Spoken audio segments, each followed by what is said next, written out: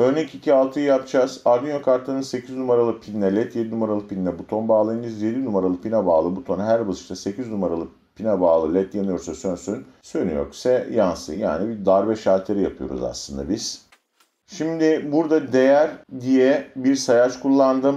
Byte ve içine ilk değer olarak değer hafıza alanını byte olarak oluşturdum. Değer olarak atadım isim ve değer olarak da içine ne kadar çok değer kullandım. Sayısal değer olarak da 0 verdim. Bu benim bir sayacım. Şimdi bu sayacı nerede kullanıyorum? Bu sayacı şurada kullanacağım ben. İş sorgusunu normalde işte ne yapmıştık bir öncekilerde? Buton high mı low mu? Onu sorgulamıştık. Ve high'sa da low'sa da ona göre bir if döngüsünün içerisine girmiştik.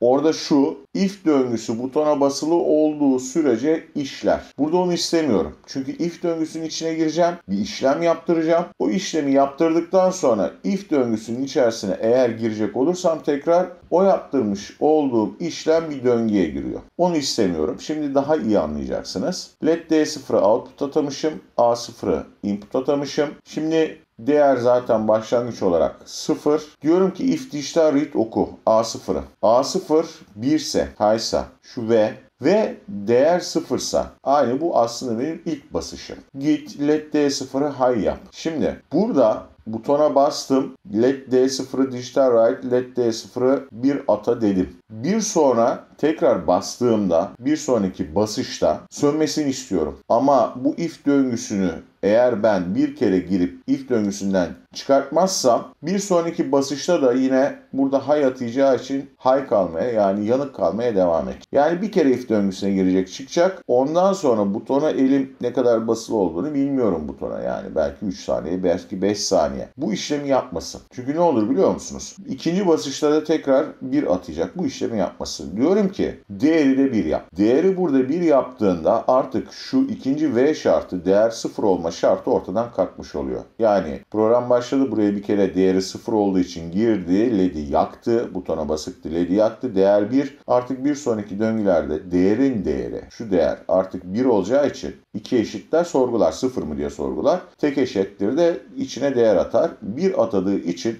artık buna girmez. Elim basılı butona ama burada A0 low bu şartı sağlamaz. Yani butondan elimi çekmiş olma şartını sağlamaz. Burada değer 1 butona basılı bile olsa değer 2 olma şartı yani şu ikinci kısmı sağlamaz. V çünkü şu aradaki. Daha sonra zaten A low ve değer zaten 3 bu şartı hiç sağlamaz. Butondan elimi çektiğimde ne olacak? Butondan elimi çektiğimde artık şu sorguya bir daha girmiyor. Bir kere girdi çıktı. Butondan elimi çektiğimde dijital read A0 oku. A0. Low mu? Butondan elimi çektim mi? Evet elimi çektim. Değer 1 oldu mu? Evet değer 1 oldu. Demin değeri 1 yaptı. Bu sefer buraya girer. Der ki butondan elimi çektiğinde de değeri 2 yap. Şu anda değer 2. Buton low şu şartta ama değer 3 sağlamıyor girmiyor. Yani şurada butona bastığımda değeri 1 arttırdım. Elimi çektiğimde değeri 1 daha arttırdım. Şimdi ikinci basış. Artık ikinci basışta şu şart sağlanmaz. Birinci basışta bu. Niye artık değer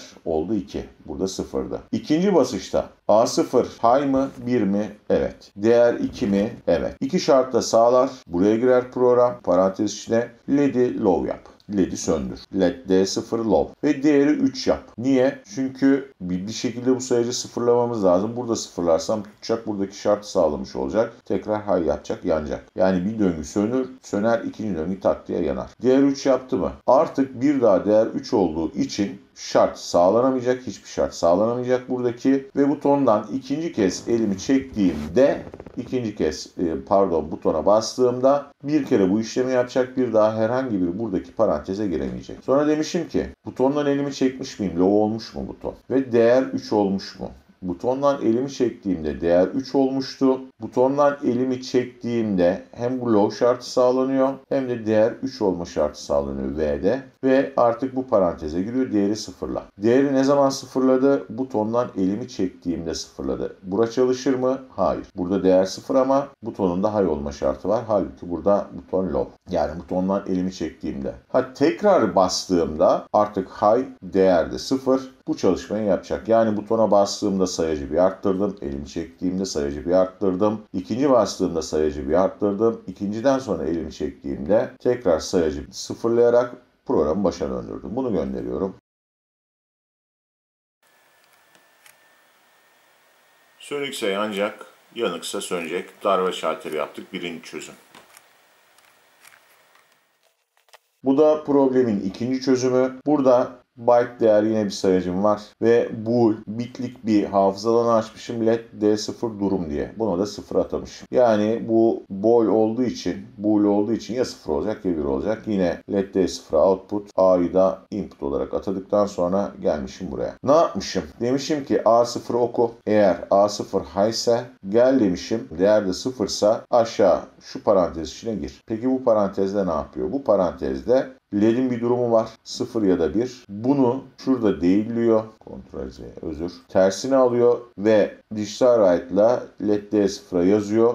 Yani mevcut durumun tersini yazıyor. Değeri tekrar döngüye tekrar girmemesi için sayaç değerini 1'e çekiyor. Buna şöyle de diyebilirsiniz. Değer artı da diyebilirsiniz. Fark etmez ama daha net gözüksün diye değeri 1 yapmışım. Yani onda da bir satır kullanacağım. Bunda da bir satır kullanacağım. Daha sonra if elimi çekmişsem A0'dan değer 1 ise yani şu şart şu girilmişse programın bu kısmına ve butondan elimi çekmişsem değer 1 ise giriyor. Değeri 2 yapıyor. Ve tekrar burada geliyor. Butondan ikinci kez çektiğimde de değeri sıfırlıyor. Şimdi sayısal değer vererek ya da örnekleyerek gidelim. Şu anda LED'im örneğin sönük. Tamam mı? Butona basmışım. Değer 0. Buton high şart 1 sağlandı ve değer 0. İkinci şartta sağlandı buraya geldi. LED'im şu anda sönük mü? Bakın LED'im 0. LED 0 olduğu için LED'in durumu şurada 0 değil LED'i 1'e çevirdi. Yeni LED durumu olarak atadı LED D0 durumun içine. Burada da geldi LED D0'a. LED D0 durum ne oldu? 1 oldu. 1 olarak LED'i yaktı. Eğer benim LED'im 1 olsaydı A0 okudu butona basmışım. Değer 0.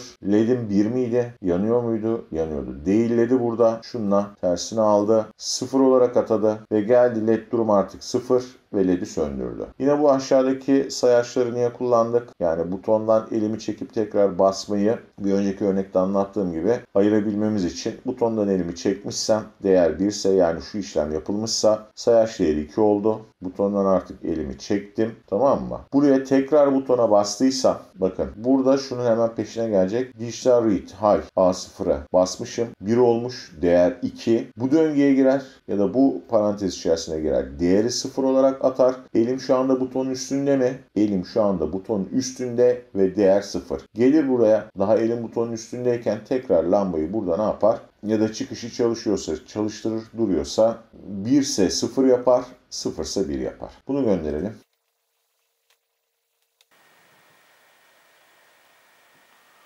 Darbe şalterinin ikinci çözümü de yine aynı şekilde